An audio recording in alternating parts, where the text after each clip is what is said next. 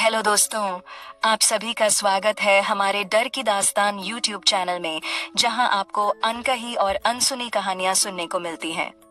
अगर आपको हमारी कहानियां पसंद आती हैं, तो हमारे चैनल को सब्सक्राइब जरूर करें। तो शुरू करते हैं आज की यह कहानी, अरीबा की जुबानी एपिसोड 2। अरीबा की जिंदगी में जो खामोशी उस रात के बाद आई थी, वह किसी सुकून की नहीं, बल्कि एक अजीब सी बेचैनी की खामोशी थी। जैसे कोई तूफान गुजर तो गया हो, मगर अपनी परछाई छोड़ गया हो। उस रात के बाद सब कुछ सामान्य दिखने लगा था। घर वही था, लोग वही थे, दीवारें वही थीं, मगर मेरे दिल में एक अजीब सा डर अभी भी जिंदा था। ऐसा डर जो हर वक्त मेरी रूह के किसी कोने में सांस ले रहा था। हम उस वीरान रास्ते से लौट आए थे। बूढ़ी अम्मा की दुआओं से वह दरवाजा बंद हो गया था और वह साया भी अंधेरे में खिंचकर गायब हो गया था। मगर उस रात के बाद मुझे नींद नहीं आती थी। जब भी मैं आंखें बंद करती, मुझे वही अंधेरा दिखाई देता, वही दरवाजा, वही हजारों चमकती आंखें जो उस दरवाजे के पीछे थीं। घर में सब लोग यही समझ रहे थे कि अब सब ठीक हो गया है, मगर मेरे दिल को यकीन नहीं हो रहा था, क्योंकि मुझे अब भी ऐसा लगता था जैसे कोई बहुत दूर से मुझे देख रहा है, जैसे कोई इंतजार कर रहा है सही वक्त का। उस रात जब हम घर लौटे तो सब बहुत थक चुके थे। दादी अम्मा चुपचाप तस्बीह पढ़ रही थीं। अम्मी मेरे सिर पर हाथ फेरते हुए बार बार कह रही थीं कि अब सब ठीक हो जाएगा, मगर मेरे अंदर एक आवाज कह रही थी कि कहानी अभी खत्म नहीं हुई। मैं अपने कमरे में आई और बिस्तर पर बैठ गई। कमरे की खिड़की से बाहर अंधेरा था। पेड़ों की परछाइयां हवा में हिल रही थीं और दूर कहीं कुत्ते भौंक रहे थे। मैं बस यूं ही अपनी हथेली को देख रही थी, जहां रात को मुझे वह अजीब सा एहसास हुआ था। और तभी मेरी सांस जैसे रुक गई। मेरी हथेली पर हल्की सी लाल रेखाएं उभरी हुई थीं, जैसे किसी ने नाखून से कुछ लिख दिया हो। और जब मैंने ध्यान से देखा तो मेरे दिल की धड़कन तेज हो गई। उस पर लिखा था, मैं लौटूंगा अरीबा। मेरे पूरे जिस्म में सिहरन दौड़ गई। मैंने जल्दी से हाथ बंद कर लिया, जैसे कोई उस लिखावट को देख लेगा तो कुछ और बुरा हो जाएगा। उस रात मैं सो नहीं पाई।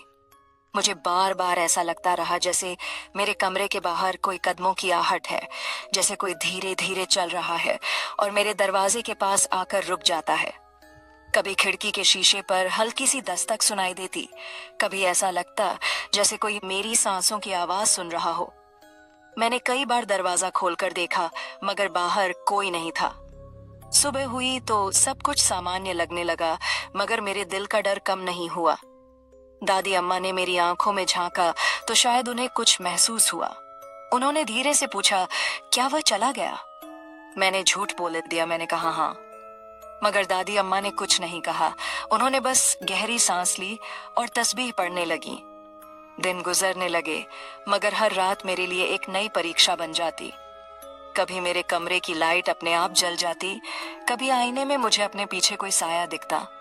एक रात तो ऐसा हुआ कि मैं अचानक नींद से जाग गई, क्योंकि मुझे लगा किसी ने मेरे कान के पास आकर बहुत धीरे से मेरा नाम लिया, अरीबा। मैं घबरा कर उठ बैठी, मगर कमरे में कोई नहीं था। मेरे दिल की धड़कन इतनी तेज थी जैसे वह सीने से बाहर निकल आएगी। मैंने पानी पीने के लिए गिलास उठाया, तभी मेरी नजर आईने पर पड़ी।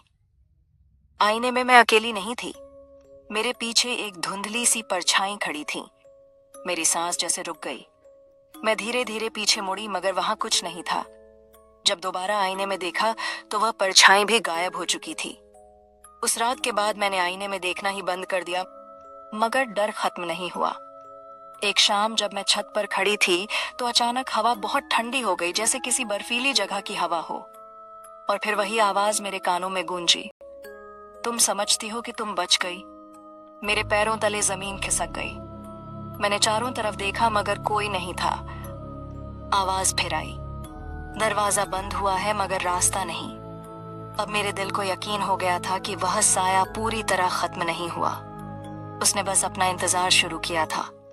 उसी रात दादी अम्मा ने अचानक मुझे अपने कमरे में बुलाया। उनकी आंखों में चिंता थी। उन्होंने कहा, मुझे लगता है वह वापस आने की कोशिश कर रहा है। मेरी सांस अटक गई। मैंने पूछा, कैसे? दादी अम्मा ने कहा, क्योंकि जो दरवाजा हमने बंद किया था वह हमेशा के लिए बंद नहीं रहता। कुछ दरवाजे ऐसे होते हैं जो सिर्फ वक्त के लिए रुकते हैं, और अगर दूसरी तरफ की ताकत बहुत मजबूत हो तो वह वापस रास्ता ढूंढ लेती है। उनकी बातें सुनकर मेरे हाथ ठंडे पड़ गए। दादी अम्मा ने फिर धीरे से कहा, अगर वह वापस आया तो इस बार वह पहले से ज्यादा ताकतवर होगा और इस बार वह तुम्हें लेने आएगा। मैं पूरी रात जागती रही और सुबह जब मेरी आंख लगी तो मैंने एक ऐसा ख्वाब देखा जिसने मेरी रूह हिला दी। मैं उसी वीरान जंगल में खड़ी थी, वही पेड़, वही रास्ता, मगर इस बार वहां सिर्फ एक दरवाजा नहीं था, वहां दर्जनों दरवाजे खड़े थे। हर दरवाजे के पीछे अंधेरा था और हर अंधेरे में लाल आंखें चमक रही थीं। और उन सब के बीच वह लड़का खड़ा था, मगर इस बार वह मुस्कुरा नहीं रहा था। उसके चेहरे पर एक अजीब सी मुस्कान थी, जैसे उसे यकीन हो कि वह मुझे वापस ले जाएगा। उसने मेरी तरफ देखा और बहुत धीरे से कहा, तुमने एक दरवाजा बंद किया है अरीबा, मगर मेरी दुनिया में दरवाजे खत्म नहीं होते। मैं घबराकर नींद से जाग गई।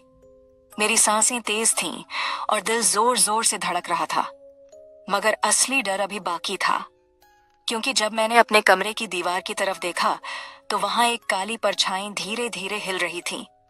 और वह परछाई किसी इंसान की नहीं थी, वह किसी ऐसे साए की थी जो अब इस दुनिया में वापस आने का रास्ता ढूंढ चुका था। और शायद इस बार उसे रोकना पहले से भी ज्यादा मुश्किल होने वाला था।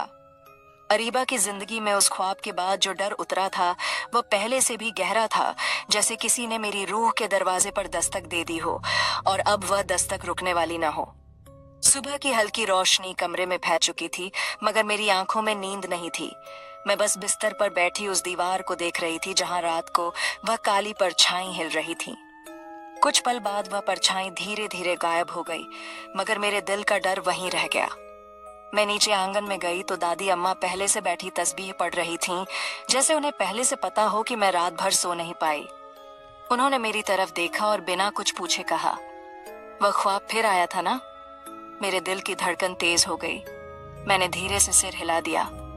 दादी अम्मा की आंखों में एक पल को चिंता की गहरी लकीर उभरी। उन्होंने आसमान की तरफ देखा और बहुत धीरे से कहा, लगता है उसने रास्ता ढूंढ लिया है। मैं डर गई। मैंने पूछा, कौन? दादी अम्मा ने मेरी तरफ देखा, मगर कुछ देर तक चुप रहीं, जैसे वह कोई बात सोच रही हों जो मुझे बताना आसान नहीं था। फिर उन्होंने धीरे से कहा, जिसे हमने उस दरवाजे में बंद किया था वह अकेला नहीं था। उसकी दुनिया बहुत बड़ी है, वहां सिर्फ एक नहीं बल्कि कई ताकतें हैं, और अगर उनमें से किसी ने तुम्हें देख लिया है तो वह तुम्हें भूलेंगे नहीं। मेरे हाथ कांपने लगे। मुझे पहली बार एहसास हुआ कि शायद जो कुछ खत्म हुआ था वह सिर्फ एक शुरुआत थी। दिन भर घर में अजीब सा माहौल रहा, जैसे सब कुछ सामान्य हो, मगर हवा में एक अनकहा डर तैर रहा हो। उस शाम जब सूरज ढल रहा था तो अचानक गांव के आसमान पर काले बादल छा गए। हवा तेज चलने लगी, नीम का पेड़ जोर जोर से हिलने लगा और तभी अचानक पूरे घर की लाइट बुझ गई। अम्मी घबरा गईं। अब्बू बाहर देखने गए, मगर अंधेरा इतना घना था कि कुछ दिखाई नहीं दे रहा था। मैं अपने कमरे में खड़ी खिड़की से बाहर देख रही थी और तभी मुझे लगा जैसे पेड़ों के बीच कोई खड़ा है, एक लंबा सा साया। मैंने आंखें मिचमिचाकर देखने की कोशिश की। वह वही था, वही लंबा काला साया जिसकी आंखें अंधेरे में अंगारों की तरह चमक रही थीं। मेरी सांस जैसे रुक गई।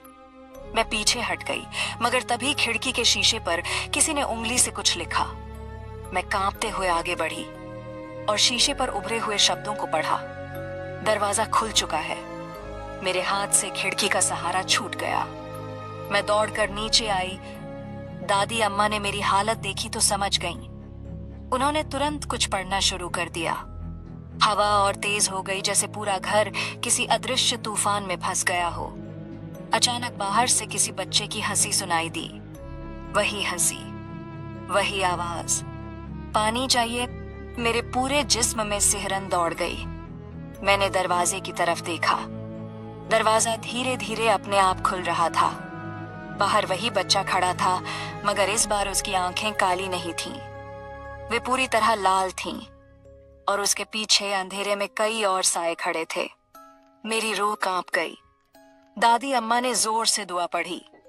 बच्चा अचानक हंसने लगा और फिर उसकी आवाज बदल गई। अब वह किसी बच्चे की नहीं थी, वह वही आवाज थी, अरीबा, तुमने सोचा था मैं खत्म हो गया, मगर अब मैं अकेला नहीं आया।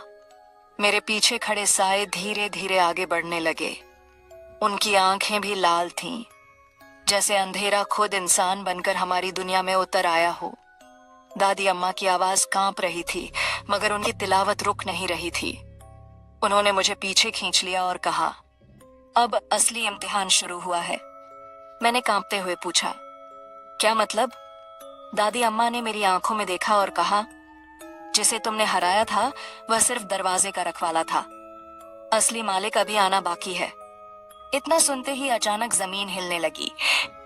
नीम के पेड़ की शाखें टूटकर गिरने लगीं और आसमान में बिजली चमक उठी।